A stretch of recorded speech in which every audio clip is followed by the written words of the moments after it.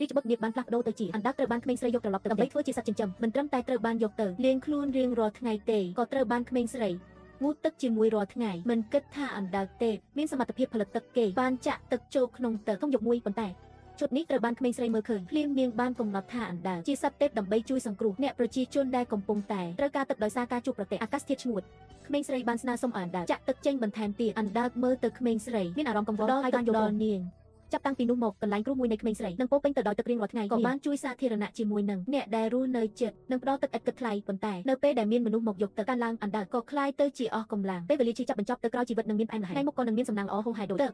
តាមចរន្តពេលវេលាការក្មេងស្រីការផ្ដល់ទឹកដោយឥតគិតថ្លៃនៅផ្ទះកាន់តែពេញនិយមការនេះបានផ្សាយឆាប់រហ័សទៅកាន់មនុស្សអាក្រក់គាត់បានយកមនុស្សនិងអ្នកវេទមន្តមកនៅផ្ទះនៃក្មេងស្រីមើលទៅអណ្ដូងទឹកពេញលេញក៏ខឹងខ្លាំងបន្ទាប់មកគាត់បង្គាប់ឲ្យអ្នកវេទមន្តបញ្ចូលថ្នាំពុលទៅក្នុងក្បាលទឹកនេះដើម្បីបំផ្លាញទឹកនេះមនុស្សអាក្រក់ក៏បានប្រើឱកាសនេះថាតែជាមួយដេកសកលប្រាប់ថាមានតែធ្វើការក្រោមគាត់ប៉ុណ្ណោះទើបអាចរស់បានគាត់នឹងទទួលបានការពិចារណាដោយអ្នកដែលតាមគាត់មនុស្សជាច្រើនម្នាក់មិនអាចធ្វើអ្វីបានទេក៏ធ្វើការប្រយុទ្ធជាមួយមនុស្សអាក្រក់និងក្រុមការងាររបស់គាត់នៅលើដីប៉ុន្តែគ្រាន់តែវិនាទីបន្ទាប់គាត់ត្រូវតែមួយផ្លែបន្ទាប់គេត្រូវអ្នកវេទមន្តក្មេងស្រីខឹងហើយបានមកជួយប៉ុន្តែត្រូវបានវេទមន្តវាសន្លប់មើលទៅក្មេងស្រីមានមុខមាត់ស្រស់ស្អាតម្ចាស់ដីបានចាប់យកវិញតែពួកគេមិនដឹងថាអណ្ដើកមួយដែលលាក់នៅក្បែរម្នាក់បានបាត់ខ្លួនមិនឃើញទេមិនយូរប៉ុន្មាននៅទីក្រុងចៅជើថាម្ចាស់ដីនឹងរៀបការជាមួយប្រពន្ធទី2តែមិនទាន់ពេញវ័យម្ដាយបានដឹងពីនេះហើយមានអារម្មណ៍សោកស្ដាយហើយឆ្ងាយអ្នកចិត្តខាងថាបាននិយាយថាឥឡូវនេះម្ចាស់ដីគឺជាព្រះរាជាណាចក្រម្ចាស់ដីមានកម្លាំងនឹងសក់គាត់មានកម្លាំងយោធាប្រឈមមុខគាត់បានប៉ុន្តែបើគិតល្អក្មេងស្រីរៀបការទៅហើយអាចខ្លាចជាប្រពន្ធនៃព្រះរាជាក៏មិនមែនជារឿងអាក្រក់ទេតែម្ដាយ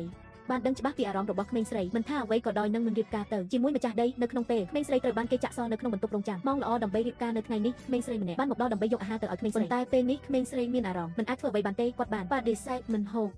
ទេនាងធុញថប់អស់សង្ឃឹមពូរបស់នាងបានស្រែកឃ្លានហើយបានហៅគាត់ឲ្យមកវិញក្មេងស្រីបានហេវហើយនាងក៏ត្រូវតែហៅក្មេងស្រីមកវិញម្ដងទៀតចាប់ផ្ដើមបរិភោគជាមួយក្មេងស្រីនិងបរិភោគជាមួយក្មេងស្រីការពិភាក្សាបន្ទាប់មកក្មេងស្រីទទួលដឹងថាក្មេងស្រីត្រូវបានស្ត្រីលួចចូលទៅក្នុងរាជវាំងនេះធ្វើឲ្យនាងមានអារម្មណ៍ថាក្រុមគ្រួសារដីមិនមែនជាមនុស្សអាក្រក់ទាំងស្រុងទេប៉ុន្តែនាងមិនដឹងថាព្រោះចំពោះនាងតែបានអនុញ្ញាតឲ្យក្មេងស្រីបានបរិភោគជាមួយគ្នាបានធ្វើឲ្យនាងបាត់បង់ជីវិតថ្ងៃក្រោយក្រុមគ្រួសារដីបានរៀបចំដើម្បីរៀបការជាមួយក្មេងស្រីអ្នកមាននិងអ្នកសេដ្ឋីមកសាទរក្មេងស្រីអនុញ្ញាតឲ្យក្មេងស្រីមួយចំនួនធ្វើការតុបតែង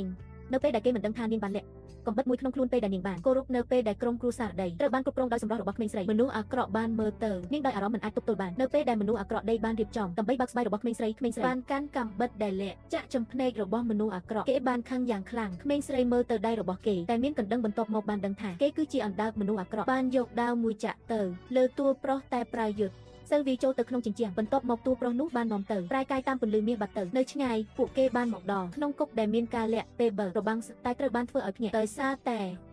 ក្នុងនោះមានតែក្មេងប្រុសនិងក្មេងស្រីដែលមិនទាន់មានអាយុស្រីបានសួរអំពីក្មេងស្រីដែលយកបាយមកត្រូវបានដាក់ឲ្យនៅឯណាក្មេងម្នាក់បានប្រាប់គេថាក្មេងស្រីបានស្លាប់រួចហើយក្មេងស្រីបានស្ដាប់ព័ត៌មាននេះរន្ធត់ចិត្តណាស់មិនអាចនិយាយអ្វីបានទេគ្រាន់តែរងចាំមើលថាអ្វីដែលនឹងកើតមានជាមួយនឹងដំណើររបស់គេសូមរងចាំទស្សនាភាគបន្តនៅថ្ងៃស្អែកសូមជួយ follow ម្នាក់មួយផងចង់មើលរឿងអីជួយ comment មកណា